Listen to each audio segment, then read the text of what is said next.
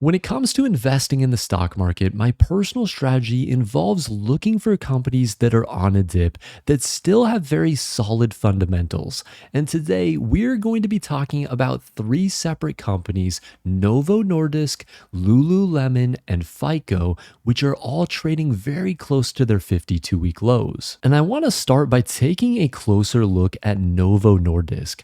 I made a video around a week or two ago going over this company.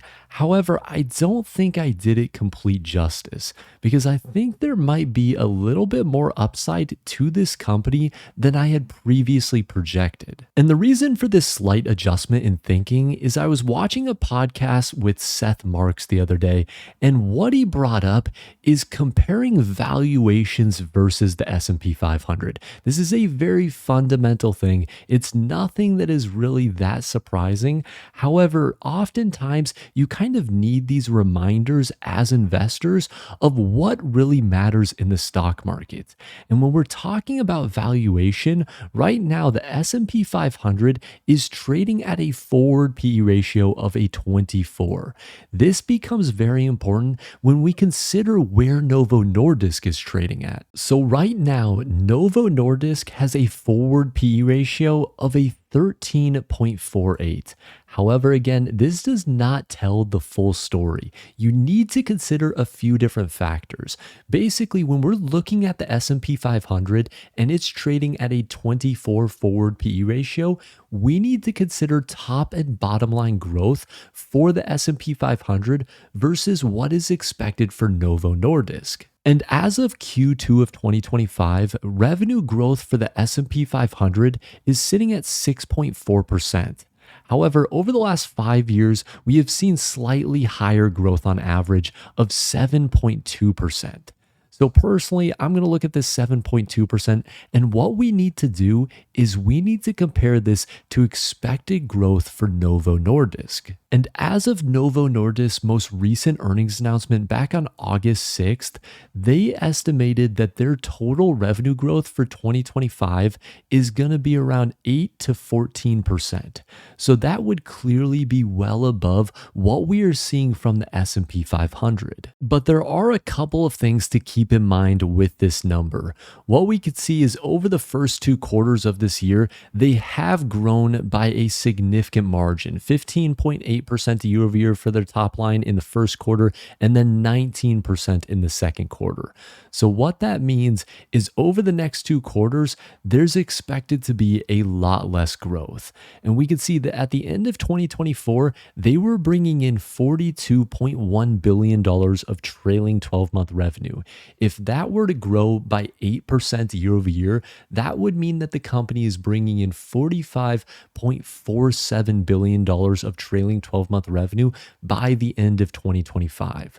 What we can see is the company is trading basically at that revenue number right now, which means that over the next 2 quarters, they're expecting revenue to be flat year over year. When we switch over and look at Novo's bottom line numbers, they are growing even quicker. For the first half of 2025 compared to the first half of 2024, they have been able to grow their EPS by 23% year over year. And as of Q2 of 2025, this growth rate that Novo Nordisk has put up is almost double that of the S&P 500, because the S&P 500 in the most recent quarter grew by 11.9% in terms of their bottom line numbers. Here's where you have to start making your own projections, because right now analysts are expecting little to no growth through 2026. We can see that their EPS estimates only include growth of around 0 to 4% for their bottom line. However, in my personal opinion, I think what Novo is pricing in with their guidance is a lot of these insurance companies pulling back on their coverage of weight loss drugs. However, I personally believe that in 2026, these insurance companies will look at their plans, they will increase premium payments, and actually start covering these weight loss drugs again and providing them to the insurance patients that they are covering. So, if you believe that Novo Nordisk is restricted in terms of the amount of growth that they will experience over the next year, year and a half for both their top and bottom line numbers, then the current price of around $56 is probably fair. If they experience little to no growth, we could see a continuation of the current valuation between a 10 and a 15 PE ratio, and that would put the stock price probably anywhere between $40 and $60 per share. On the other side of things, if you think that Novo Nordisk is going to capitalize on this market and continue growing their top and bottom line numbers more than analysts are expecting, then there's no reason that the stock should not trade in line with the rest of the market, if not even at a higher valuation. Right now, EPS estimates for 2026 are in a very tight range between $3.90 and $4.04. I personally think that Novo could grow their EPS by 10 to 15% and their top line revenue by 7 to 10% relatively easily. If they do that, there is no reason they shouldn't trade in line with the rest of the market. Over the last 10 years, the S&P 500 has traded at a forward PE ratio of an 18.5. If Novo Nordisk were to trade at that valuation based off these EPS numbers, that would put the stock price around $75 per share.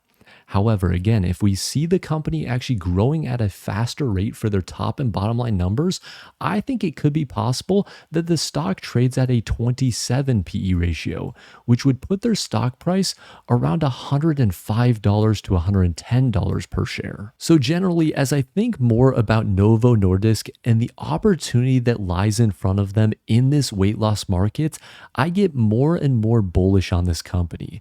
So I'm very close to potentially adding a position on Novo in my portfolio. However, this next company I am a little bit more wary on. They reported their earnings here today and the stock dropped by over 15% after hours.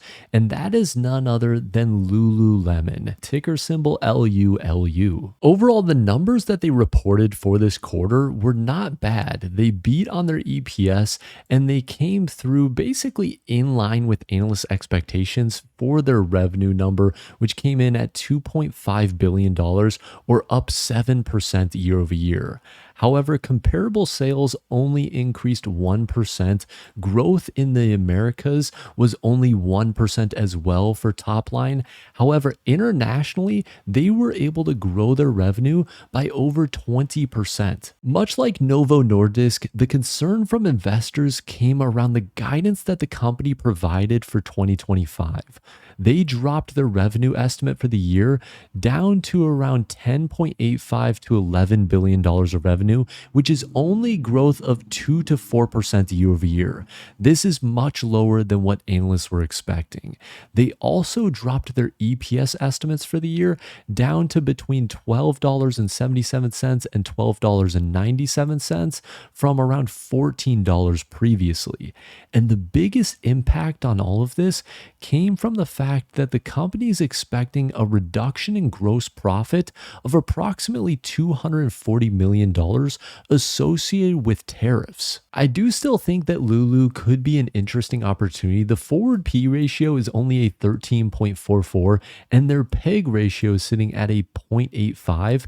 So there is clearly a discount going on with this company. However, I have a little bit of wariness around buying into it because they are one of the few companies this quarter that really talked about tariffs, and I want to see if that actually continues into the future. I think that tariffs at the end of the day are not going to stick around for the long term. I think that this should have a minimal impact on Lulu as a business.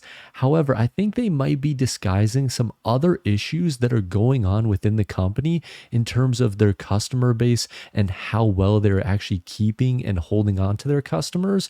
And they are just using tariffs as an excuse because that's kind of the hot item right now. This last company is hardly affected at all by tariffs, and that is Fair Isaac Corp, or FICO. Right now, the stock is down around 13% over the course of the last year.